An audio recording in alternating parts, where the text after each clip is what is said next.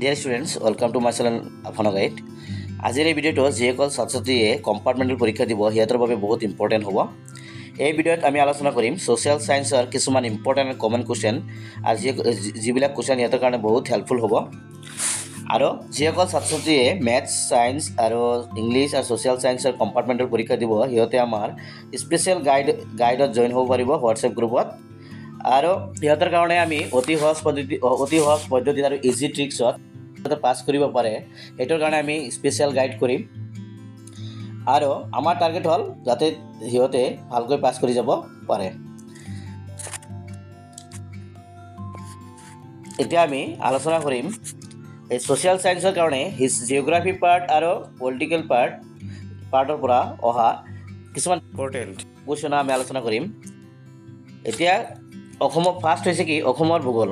অসমৰ ভূগোলত চাবা তোমালোকে দুটা কুৱেশ্যন আহিব, এটা হৈছে 4 মাৰ্কৰ কুৱেশ্যন, এটা হৈছে 5 মাৰ্কৰ কুৱেশ্যন। 4 মাৰ্কৰ কুৱেশ্যনটো হ'ব মেপ, অসমৰ মানচিত্ৰ। আৰু অসমৰ মানচিত্ৰটো তুমি ভালকৈ শিকি ল'বা, ইউটিউবৰ চেনেলত চাৰ্চ কৰিলে পাবা ইউটিউবত, যাতে তোমালোকে সহজতে অসমৰ মানচিত্ৰটো পৰীক্ষাত অতি কম সময়ত আঁকিব পৰা তুমি ভালকৈ শিকি ল'বা যদি আঁকিব নোৱাৰা। এতিয়া চোৱা নেক্সট হৈছে আৰু এইটো চেপ্টাৰ 5 মাৰ্কৰ কুৱেশ্যন আহিব। 5 মাৰ্কৰ কুৱেশ্যনৰ ভিতৰত ছেট 1ত মই এই 3টা কুৱেশ্যন দিলোঁ। এই অসমৰ ঔদ্যোগিক বিকাশ এতিয়াও কিয় মন্থৰ হৈ আছে তাৰ কাৰণসমূহ লিখা, অসমৰ পৰ্যটন উদ্যোগৰ সমস্যাবোৰ উল্লেখ কৰা, অসমৰ অৰ্থনৈতিক উন্নয়নৰ সম্ভাৱনাবোৰ কি কি। এই 3টা কুৱেশ্যন বহুত ইম্পৰ্টেণ্ট হয়, তোমালোকে ভালকৈ চাবা।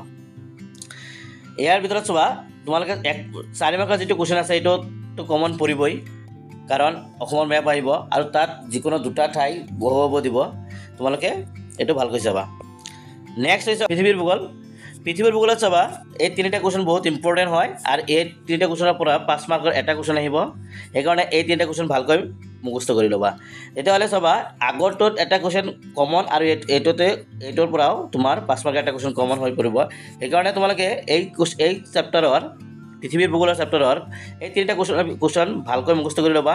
প্ৰথম মুখস্থ কৰিবা এছিয়া মহাদেশৰ প্ৰাকৃতিক বৈশিষ্ট্যসমূহ চমুকৈ আলোচনা কৰা, এইটো বহুত ইম্পৰ্টেণ্ট হয়। এই কুৱেশ্যনটো আগতে মুখস্থ কৰি ল'বা, তাৰপিছত এই দুটা ভালকৈ পঢ়িবা। নেক্সট হৈছে তোমাৰ পৰিৱেশ, চেপ্টাৰ নম্বৰ 2 পৰিৱেশ আৰু পৰিৱেশৰ সমস্যা। এইটোৰ পৰা চাবা 4 মাৰ্কৰ এটা কুৱেশ্যন আহিব। 4 মাৰ্কৰ এটা কুৱেশ্যন আহিব। ইয়াত 3টা কুৱেশ্যন দিয়া আছে, মৰুকৰণৰ সংজ্ঞা আৰু মৰুকৰণৰ কাৰণ দৰ্শোৱা আৰু মৰুকৰণৰ সমস্যাৰ সমাধান সম্ভৱ নে, প্ৰদূষণৰ অৰ্থ লিখা, পানী প্ৰদূষণ কি আৰু কেনেকৈ হয় লিখা, ভৌগোলিক দিশৰ পৰা পৰিৱেশৰ সমস্যা কি কি ভাগত ভগাব পাৰি। এই 3টা প্ৰশ্ন বহুত ইম্পৰ্টেণ্ট হয়, ভালকৈ চাই ল'বা। নেক্সট হৈছে চেপ্টাৰ 1ৰ পৰা অৰ্থনৈতিক ভূগোল আৰু বিষয়বস্তু আৰু সম্পদৰ ওপৰত।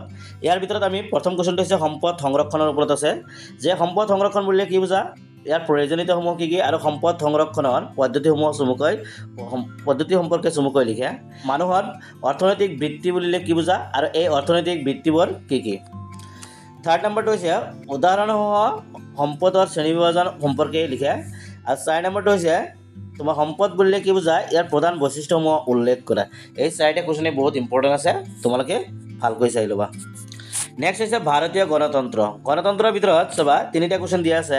ইয়াৰ ভিতৰত ফাৰ্ষ্টত 3 নম্বৰটো পঢ়ি ল'বা, ভাৰতৰ যুক্তৰাষ্ট্ৰীয় ব্যৱস্থাৰ বৈশিষ্ট্যসমূহ আলোচনা কৰা, এইটোও পঢ়ি ল'বা। তাৰপিছত 2 নম্বৰ আৰু তাৰপিছত 1 নম্বৰটো পঢ়ি ল'বা। আৰু যদি তোমালোকৰ ভিডিঅ'টো ভাল লাগিছে লাইক এণ্ড শ্বেয়াৰ কৰি দিবা ফ্ৰেণ্ডৰ মাজত, আৰু যদি এনেকুৱা ভিডিঅ' তোমাৰ লাগে তেন্তে ভিডিঅ'টোত কমেণ্ট কৰি দিবা, যিটো ছাবজেক্টৰ লাগিব, যিটো টপিকৰ ওপৰত লাগিব, যেনেকুৱা ছিষ্টেম লাগিব তোমালোকে কমেণ্ট কৰি দিবা। সেইটো ছিষ্টেমত সেইটো টপিকৰ সেইটো ছাবজেক্টৰ ভিডিঅ' বনাবলৈ আমি চেষ্টা কৰিম।